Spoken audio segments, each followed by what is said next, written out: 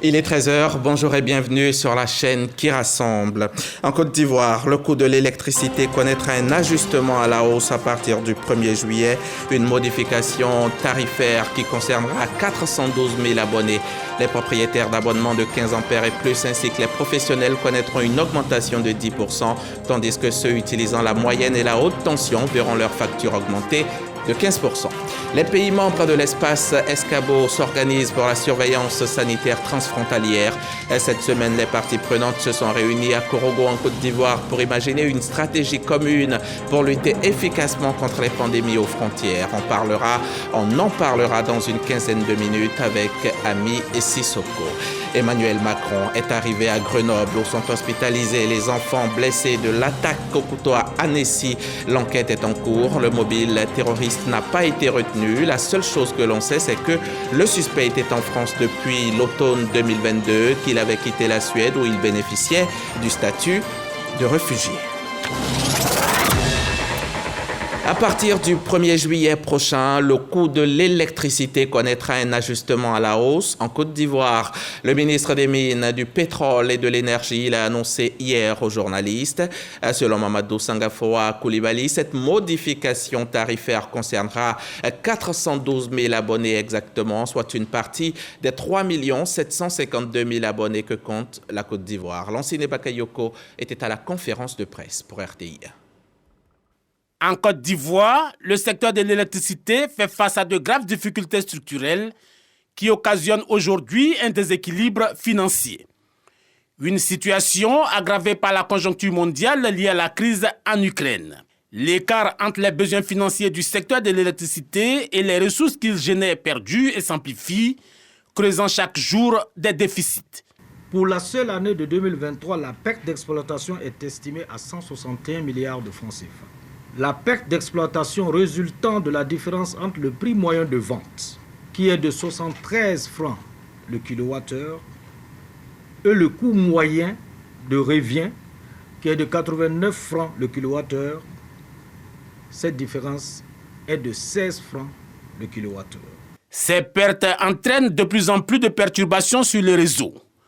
À titre d'exemple, le temps moyen de coupure qui s'était amélioré de 16h22 en 2020 est monté à 28h93 en 2022. Il devient donc évident que l'optimisation continue des charges d'exploitation et l'appui constant de l'État ne peuvent plus suffire à retrouver l'équilibre financier du secteur. Sur proposition de l'Autorité nationale de régulation du secteur de l'électricité et après analyse de la commission consultative sur les tarifs d'électricité, le gouvernement a-t-il décidé d'un ajustement moyen du prix de l'électricité limité à 9,6%.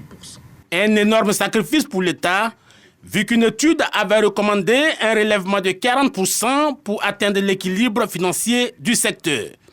Seuls 400 000 clients sur les 3,7 millions, soit 11% des abonnés, en particulier les industriels, seront touchés par ce rééquilibrage des tarifications. 10% pour les 15 ampères et les professionnels, 15% pour la moyenne tension et la haute tension. L'État tient à ce que l'impact n'aille pas au-delà de ce que les études ont montré au plan théorique. Et bien sûr, quand les industries peuvent absorber, elles vont absorber. Et s'il y a un ajustement qui doit être fait, ça doit être fait de manière concertée avec l'État. Et les prix seront bien sûr contrôlés, parce que très souvent, en pareille situation, comme je l'ai dit, il y a certains qui profitent alors qu'ils ne sont pas concernés pour essayer de mettre des prix qui ne sont pas en lien avec cet ajustement. Dans le souci de protéger les couches vulnérables et limiter l'impact de la mesure sur le coût de la vie, le gouvernement a exonéré 89% des usagers, notamment les 5 et 10 ampères. Ce réajustement tarifaire permettra de réduire la perte d'exploitation du secteur de 76 milliards en année pleine. Les nouveaux tarifs s'appliqueront aux usagers de l'électricité qui seront enregistrés à compter du 1er juillet 2023. Venons-en à présent à la campagne anti-contrefaçon, campagne lancée cette semaine ici à Abidjan par le ministre du Commerce, de l'Industrie et des PME. Une campagne pour sensibiliser les populations aux conséquences de cette contrefaçon sur la santé, sur l'environnement et sur l'économie. Les précisions de Lanciné Bakayoko.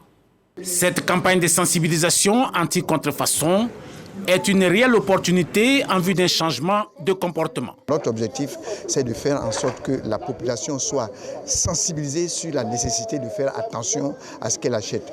Tout ce qui est moins cher n'est pas forcément des produits qui sont bons pour la santé des populations. Véritable atteinte au droit de la propriété intellectuelle, la contrefaçon concerne aujourd'hui tous les secteurs d'activité, entre autres, l'agroalimentaire, le bâtiment, les boissons énergétiques, les spiritueux, l'industrie textile ou encore le tabac. En 2022, mes services ont intercepté plus de 97 866 articles contrefaisant pour une valeur estimée à plus de 500 millions de francs CFA.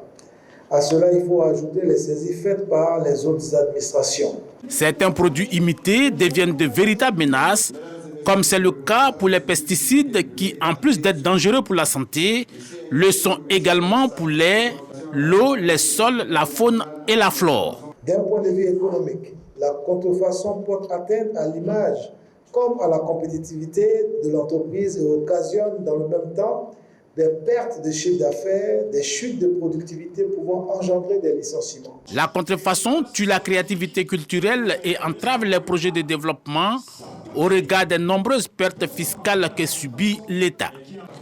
Si l'évolution de nos modes de consommation implique une évolution des pratiques illicites, elle rend également impératif le développement de solutions de veille permettant d'endiguer ce fléau. L'administration ivoirienne se modernise de plus en plus. Cette semaine, les directeurs de cabinet des différents ministères étaient en formation au centre d'éducation à distance de Cocody.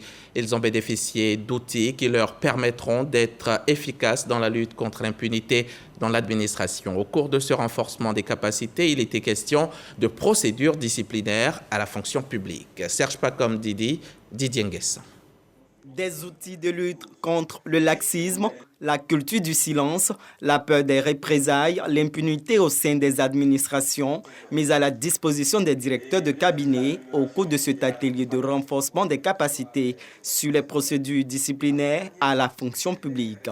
Cette formation vise, in fine, à réguler la discipline dans l'administration. Ce type de formation nous permet d'avoir tous les outils qui nous permettront de faire face aux différentes difficultés que nous avons avec les agents au niveau de nos cabinets. Ce présent atelier a renforcé les capacités, nous a permis d'être suffisamment outillés et de comprendre le process, la procédure disciplinaire et la conformer à l'ensemble des règles et lois qui régissent la fonction publique. Sans discipline, il est difficile, disons, d'atteindre les objectifs qui nous sont assignés par le gouvernement. Donc l'atelier vient remettre les choses à leur place en termes de connaissances. Cette approche participative des directeurs de cabinet à cet atelier engage tous les acteurs de l'administration dans une gestion managériale des affaires publiques au service des usagers. Cela, conformément à la vision du gouvernement à travers le ministère de la fonction publique et de la modernisation de l'administration. Il est extrêmement urgent que nous nous engageons à asseoir nos services sur des bases morales et solides et des pratiques professionnelles vertueuses. Cela passe par un traitement sans complaisance de toutes les questions touchant à la discipline et cela en toute connaissance de cause. Le droit et les obligations des fonctionnaires, les étapes de la procédure disciplinaire dans la fonction publique sont les grands axes de cette activité qui appelle à un sursaut citoyen. 2023 est l'année dédiée à la jeunesse en Côte d'Ivoire. À Djamé, les actes donnent un sens aux mots. Le conseil municipal vient d'inaugurer la Maison des jeunes de la commune, espace qui pourra aider à la rééducation, à la réduction du chômage, de l'échec scolaire et de la délinquance juvénile. Frédéric Oulaye, Kémila Diallo et Victorine Yao sont allés voir cette Maison des jeunes. Logée dans l'enceinte de la mairie, voici la nouvelle maison des jeunes de la commune d'Adjamé. La mise en fonction de ce local traduit la volonté du conseil municipal d'œuvrer à la formation et à l'insertion des jeunes. Nous sommes fiers et heureux de recevoir la maison des jeunes. Cet édifice de prise en charge des besoins et projets des jeunes. Monsieur le député, nous, jeunes de la commune d'Adjamé, nous faisons la promesse d'être au quotidien, à tout moment, dans cette maison pour pouvoir bénéficier de toutes vos actions. Que les jeunes viennent dans leur maison commune pour venir avec les projets. Les projets que nous pouvons prendre en compte, nous allons les prendre. Et les projets qui nous dépassent, nous allons faire appel au ministère de la Promotion de la Jeunesse. Outre la maison des jeunes, le conseil municipal a formé 100 jeunes et embauché 500 autres à la police municipale.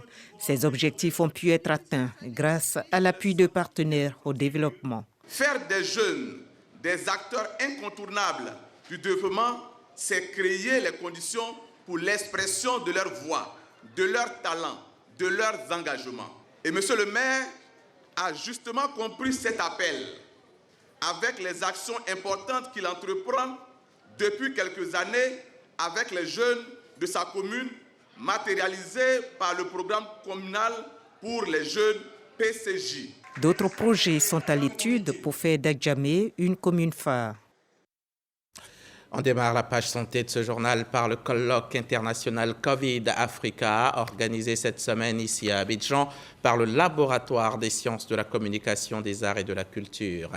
Thème de cette édition 2023, gestion de la communication pour la santé en période de crise sanitaire de type Covid-19. Il s'agit de trouver des solutions innovantes pour prévenir de nouvelles pandémies. Generosa Kwadio. Passé la période Covid-19, place au bilan. Réunis à Abidjan, des enseignants-chercheurs africains ont planché sur les différentes actions de communication menées dans le cadre de la lutte contre la maladie à coronavirus 2019. Nous avons essayé de décortiquer la riposte qui avait été mise en place par le ministère de la Santé pour voir un peu comment étaient menées les communications et qu'est-ce qui manquait à ces communications. Nous avons élaboré des notes, nous avons élaboré des guides de communication, bien entendu, que nous avons mis à la disposition du ministère de la Santé. Selon le représentant du ministre de la Santé et de l'Hygiène publique, c'est une synergie d'actions qui a permis de venir à bout de la pandémie. Nous avons eu des actions telles que l'isolement d'Abidjan pour éviter que l'épidémie soit généralisée en Côte d'Ivoire. Nous avons de nombreuses actions qui ont été menées par le gouvernement, telles que la distribution de masques aux agents de santé, aux forces de l'ordre et de sécurité, mais aussi aux populations vulnérables qui avaient besoin de se protéger.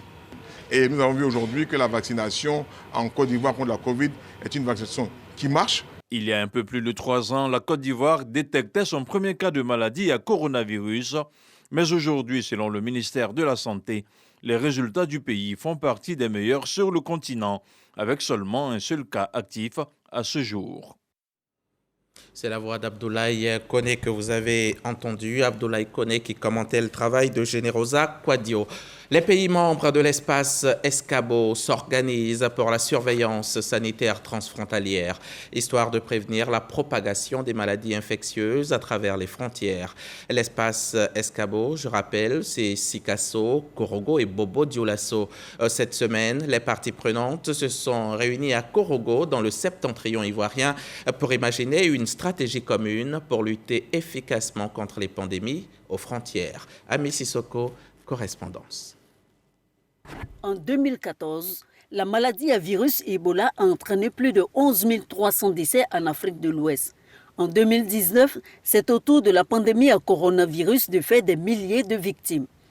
Comment détecter et prévenir donc les menaces et urgences sanitaires dans l'espace transfrontalier Escabo, Sikasso, Korogo, Bobo Dioulasso? C'est à cette problématique que les acteurs intervenant au point d'entrée des frontières, entre autres agents de santé, forces de défense et de sécurité, vétérinaires et transitaires du Mali, de la Côte d'Ivoire et du Burkina Faso, réunis à Korogo essaient d'apporter des solutions. Une initiative de la Commission nationale des frontières de Côte d'Ivoire en collaboration avec Escabo. La collaboration du point de vue de la survenance des maladies et des épidémies ou des cas de maladies infectieuses, la communication entre les États n'est pas fluide. Donc, il nous appartient, à partir du secteur de la santé, de renforcer ces outils de synergie, ces outils de coopération, à l'effet de nous prémunir des chocs extérieurs, chocs et menaces extérieures. Échange et partage d'expériences entre les délégations des 3 pays durant 2 jours permet d'élaborer des stratégies en vue d'une sécurité sanitaire. Je retiens 2 solutions essentielles, c'est la collaboration transfrontalière et la coopération interpays. Voilà les 2 sujets importants sur lesquels nous avons fait des propositions dans le domaine de la santé. Les propositions sont en train d'aller vers un instrument qui permet aux différents acteurs vraiment de convenir des dispositions à prendre, quel est le mécanisme juridique qu'il faut mettre en place permettant aux uns aux autres d'évoluer, de surveiller les épidémies au niveau de notre frontière commune. Présidée par le préfet de région du Poro, André Ekbonon, cette rencontre a permis de formuler des recommandations à l'endroit de toutes les parties prenantes. Entre autres, la mise en place d'une plateforme commune d'échange entre les acteurs de santé et le renforcement de la coopération entre les différents services de santé publique intervenant aux différents points d'entrée de l'espace Escabo.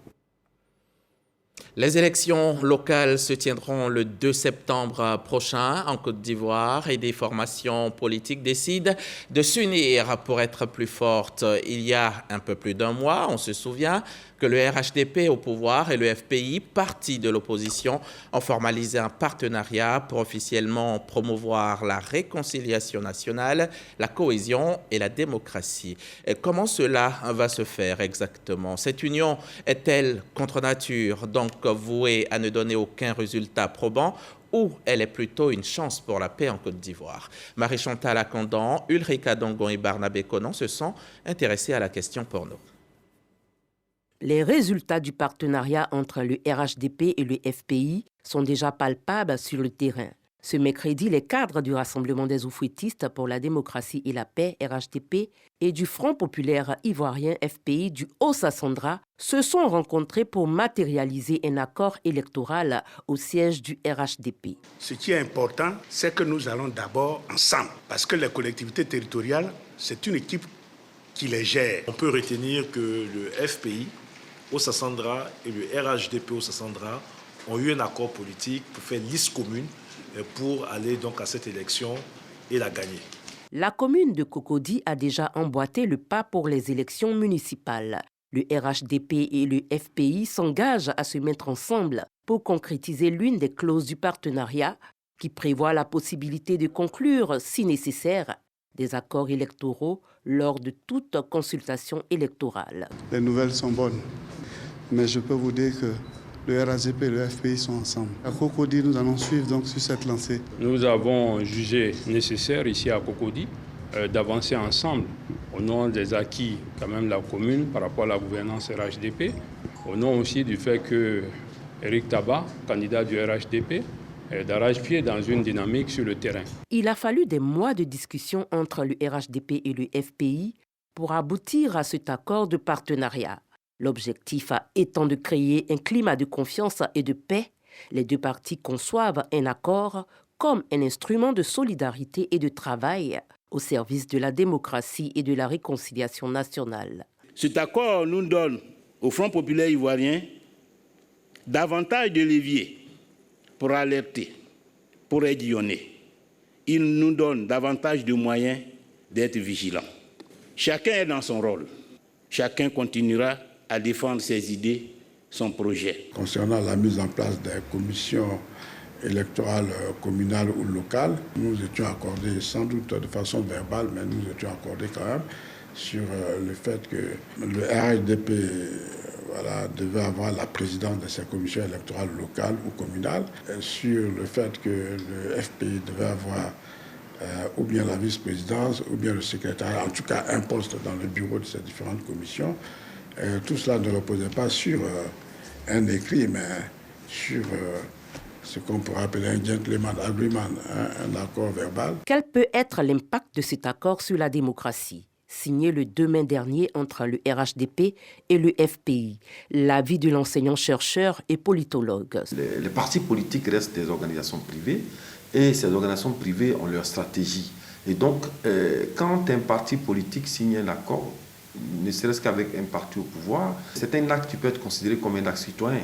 La preuve, la Constitution ivoirienne prévoit que le gouvernement, le chef de l'État puisse consulter les partis d'opposition sur des questions d'intérêt national. Donc ça voudrait dire que même quand les deux partis ne sont pas forcément de la même obédience, il est prévu un cadre républicain de collaboration. Et ce cadre républicain-là, c'est ce qui est consigné dans cet accord. C'est un accord pour la paix et pour la réconciliation nationale et surtout un accord pour effectivement apaiser le climat politique. Désormais liés par cet accord de collaboration et de bonne conduite RHDP-FPI, les populations se prononcent sur ce rapprochement. C'est un arrangement électoral dans certaines circonscriptions pour aller aux élections, pour faire croire aux gens qu'il y a alliance quelque part là-bas. C'est un deal, c'est un arrangement. Si les deux parties voient que cette association va leur permettre d'atteindre leurs objectifs politiques, bon, nous, on salue cette idée. Du moment où ça va aider les Ivoiriens. Que l'accord entre RHDP et le FPI est bienvenu, si c'est pour le bien pour la nation, et si ça va dans le sens de la réconciliation, je pense que je ne vois pas le problème. Cet accord de partenariat signé le 2 mai dernier entre le président du FPI, Pascal Affi-N'Guessan, et le secrétaire exécutif du RHDP, Cissé Bakongo, a été conclu dans le respect des différences de chaque parti et son autonomie. C'est le cas de la région du Moronou, où le RHDP et le FPI n'ont pas trouvé de consensus. À l'entame de cet accord, je pense que les acteurs ont été clairs. Il ne s'agissait pas de venir partager des postes, mais si nécessaire, ils allaient ensemble, peut-être en accord avec leurs militants et leurs bases, accepter peut-être qu'il y ait des stratégies de campagne ou bien de candidature. Donc cette candidature à Bongouanou n'est pas une candidature qui étonne, parce que cela avait été déjà prévu par les signataires de l'accord. Pendant que le RHDP et le FPI consolident leurs alliances, le PDCI et le PPICI sont également à l'ouvrage pour remporter le maximum de sièges. Ces élections locales du 2 septembre prochain définiront certainement la cartographie politique en Côte d'Ivoire, avec également les indépendants qui entendent jouer les troubles faits. Élections locales 2023, les enjeux du partenariat RHDP-FPI, un document que vous pouvez retrouver sur l'ensemble de nos réseaux sociaux. Le PNUD et la JICA sont engagés dans l'accompagnement de la police nationale ivoirienne.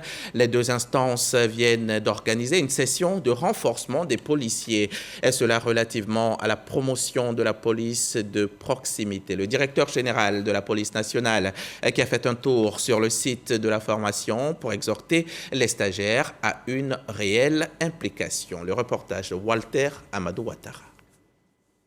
Une quarantaine de fonctionnaires de police issus des préfectures de police, commissariats et de points focaux du comité consultatif d'éthique, aussi bien d'Abidjan qu'à l'intérieur du pays, prennent part à cette session de formation. Ils sont outillés pour mieux appréhender la notion de police de proximité qui vise le renforcement de la confiance entre les policiers et la population. Le programme des Nations Unies pour le développement PNUD et l'Agence japonaise de coopération internationale JICA pilotent ce renforcement de capacité. La proximité entre la police et la population est très importante pour obtenir des informations. Donc nous voudrions partager ces expériences et savoir-faire du Japon. Comment est-ce qu'on peut renforcer la relation entre la police et les populations? Dans un contexte où la Côte d'Ivoire fait face à de nouveaux défis sécuritaires, l'adoption définitive d'une approche de service permettant aux forces de police de mieux arrimer les préoccupations des citoyens aux priorités de l'institution policière se présente comme une priorité absolue. Tel est l'enjeu de notre accompagnement. Saluant l'initiative, le directeur général de la police nationale instruit les bénéficiaires de la session à s'approprier davantage la notion de police de proximité. Votre appui dans le développement de cette thématique permettra d'améliorer davantage la qualité des prestations des services de police et de renforcer la confiance police-population. Chers séminaristes, je vous invite à vous impliquer personnellement dans le bon déroulement des différents travaux afin d'élaborer un document stratégique efficient. Des échanges et partages d'expériences sur la police de proximité, notamment les leçons apprises par la délégation de la police ivoirienne et du PNUD au Rwanda, ainsi que l'expérience japonaise, sont entre autres des points majeurs au programme de la journée tenue à l'école de police d'Abidjan. On quitte l'école de police d'Abidjan, direction Kononfla dans le département de Saint-Fra. Sur place, la mutuelle pour le développement de Koumoudji, la MUDEC, est au travail. Reprofilage de voies, dont de matériel didactique au groupe scolaire. La MUDEC offre en plus du bonheur aux populations dans le domaine de la culture. La MUDEC a récemment fait le point de tout ça ici à Abidjan, dans la commune de Yopougon, en présence de nos reporters Diarasuba Ami, Godefroy Okambawa et Husser Bley. Après sa présentation à la communauté villageoise le 1er avril dernier, la mutuelle pour le développement de Koumoudji dans la sous-préfecture de Kononfla, département de Saint-Fra, veut aller très vite dans sa volonté d'apporter le développement aux parents. Le premier coup de pioche pour le reprofilage des voies du village et un mois après, les travaux ont démarré à la grande joie des populations. Il s'agit pour nous d'apporter de la joie, il s'agit pour nous de lutter dans notre entendement dans le développement local, lutter contre l'exode rural, mais aussi encourager le retour à la terre. Dans cet élan d'apporter le sourire à Koumoudji, un village de plus de 3000 âmes, le groupe scolaire n'a pas été oublié. Il a reçu du matériel didactique pour faciliter le travail du personnel enseignant. Pour maintenir la dynamique, entamer et lancer d'autres projets pour lesquels il a été élu, Thomas Gessambi et son bureau se sont retrouvés. À la clé, le développement de Koumoudji. Nous comptons mettre un accent sur la dimension construction de la personne humaine. Et pour nous, cette dimension-là peut déjà se réaliser à partir de la formation dans le groupe scolaire avec nos jeunes. La mutuelle de Koumoudji ambitionne lutter contre les zones rurales et favoriser l'entrepreneuriat agricole en allant à la rencontre des partenaires stratégiques. C'est une célébration d'anniversaire festive et conviviale. Le Rotary Club Abidjan-Biétry a 30 ans et la fête a été belle. Une occasion de distinguer toutes celles et ceux qui apportent leur soutien au club service. On en sait plus avec Laure Goretti et Patricia Omoetia. Les Rotariens du club Abidjan-Biétry en fête. 30 ans que cette organisation humanitaire et sociale existe. Pour l'occasion, les pionniers du Rotary d'Abidjan-Biétry et les partenaires ont été distingués pour leur contribution au rayonnement de l'organisation. La directrice des journaux d'information de la RTI 1, Mme Abiba Dombele-Saoué, qui a donc été distinguée en tant que partenaire qui accompagne le Rotary Club depuis plusieurs années. Donc cette distinction lui est dédiée et je me ferai fort de la lui transmettre. Il faut reconnaître ceux qui ont été à la base de cette initiative, ceux qui, il y a 30 ans, nous ont dévancé en créant ce club, en ayant cette vision-là dans laquelle nous marchons. Les récipiendaires gardent encore de bons souvenirs des premières années. Tous ceux qui nous ont dévancés, présents aujourd'hui et qui ont pris sur eux la responsabilité de pousser le club. Avec nous, leurs jeunes frères. Nous avons passé 30 ans. 30 ans de notre vie dans un club. Et ça a transformé notre vie. Parce que nous avons appris à connaître la vie parce que nous étions encore très jeunes. Nous avons appris à nous forger nous-mêmes et ce que nous sommes devenus par la suite, beaucoup, nous le devons à notre engagement dans la société à travers le Rotary. Le Rotary Club Abidjan-Biétry est le premier club mixte en Côte d'Ivoire et en Afrique. Créé depuis 1992, le club œuvre dans les actions caritatives et humanitaires, notamment la construction d'établissements, les dons de vivres et les actions de sensibilisation à la paix. Chers amis rotariens, Marie-Irène Richemont Awa, Paulin Claude Danho et Ibrahim Koulibaly ainsi que tous les autres, Yves Kakou, Mathurin Aoui, ont fait œuvre utile et continuent de servir l'humanité. Leur engagement et leur passion ne souffrent d'aucune ambiguïté. Pour la marraine de la cérémonie, Maria Toukone, le Rotary est résolument engagé pour le bien-être des populations. Tous les jours, nous nous posons ces questions. Est-ce vrai? Est-ce juste?